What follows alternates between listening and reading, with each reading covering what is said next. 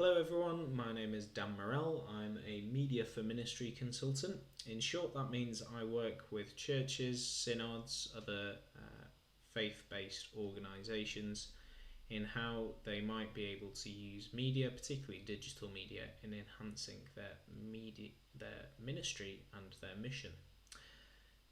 Today I'm just doing a quick tutorial on how to keep Zoom up to date.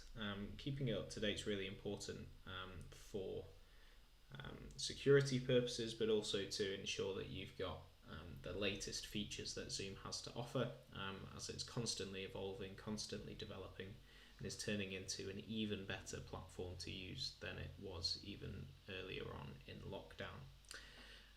So the first thing you'll need to do, of course, if you don't have it already, is to download Zoom itself.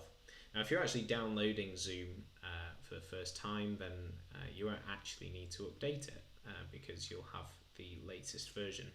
But I would recommend that you check for updates periodically to ensure that you have the latest version, as Zoom has a tendency not to let you know when there's a latest update as a notification or anything like that.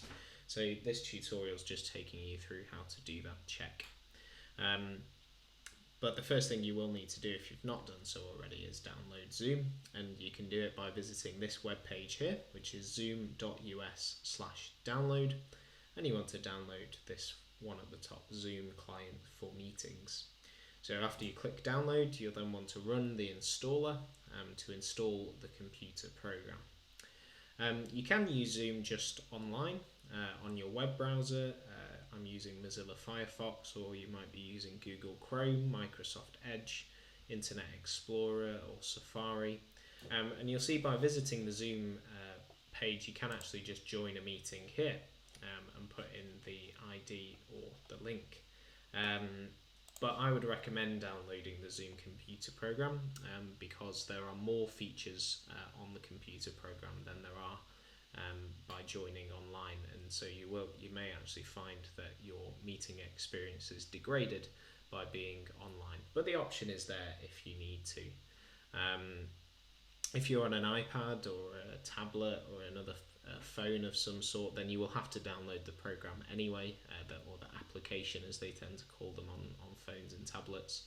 And actually they will do a better job of keeping you informed of when there are updates needed for Zoom and indeed all of the applications you've got on your device. But on a computer, Zoom has a tendency not to let you know very much, so this tutorial is just going to take you through that check. So if you've not downloaded it already, please do so and then come back to this video because we're now going to look at updating. So when you're first downloading Zoom or first visiting Zoom, you'll be invited to sign in. It's totally free to create an account, and I would recommend you create one. There's no harm in having one.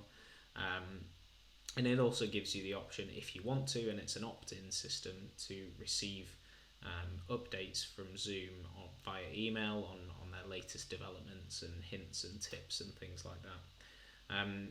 As I say, it's totally free, and it also means that you can host a meeting for two of you for an unlimited amount of time and use all the features available.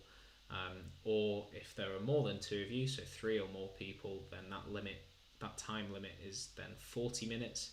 But you can actually just restart the meeting after that, so it's not entirely prohibitive, but obviously a little bit inconvenient. So then there are other options, premium options, which you can have a look at on the Zoom website here under plans and pricing.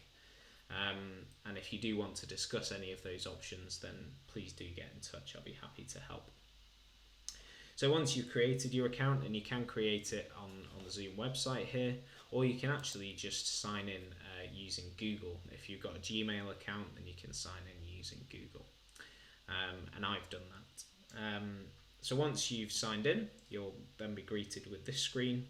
And you can actually join meetings directly from here. So rather than just clicking on the link that people often send around as the Zoom invite, you can just click the join button here, and you can enter in the meeting ID, and then after you've clicked join, on the next page the password if there is one. So that's another way of going about joining. I won't go through anything else because that can be covered in other points. But in terms of checking for updates, you want to click on the icon in the top right hand corner here, which will either be your profile picture or it might just be an icon of your initials. I've set a profile picture, so that's why it's appearing. I'm going to click on that, and then I'm going to click the check for updates button. After I've clicked that, you'll see I am up to date. I've got the latest version, which is 5.4.3.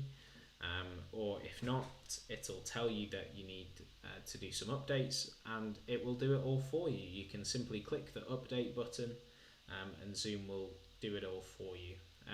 So I would recommend checking this maybe once a week or once a fortnight, something like that, because Zoom is constantly making updates and changes, just like any software developer, to ensure that you're getting the best experience possible. So I'd recommend checking it every now and then, maybe just before the meetings you go on or whatever. The updates really don't take very long, so definitely check them on a periodic basis. If you've got any more questions about this, or indeed anything to do with Zoom or using digital media, then please don't hesitate to get in touch. You can contact me via email, hello@danmorel.me, or if you want to find out a little bit more about what I can offer you, then visit www.danmorel.me. Thanks very much, and see you soon.